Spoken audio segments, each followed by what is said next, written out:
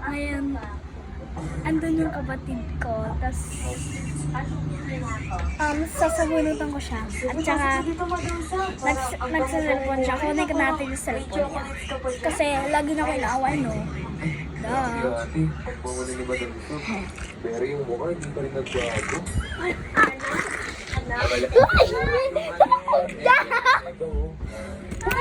Madam Sab, bakit ang tagal din nawala? Tsaka parang nagbago ka na. Tsaka yung medyo mataray-taray ka pa. Akin na yan! Level up ata. Cellphone ko yan. Ito kasi yun.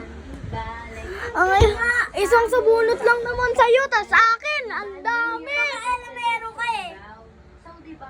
Ang Ayos. kapansin ka. Maganda at pag-glow up. Diba?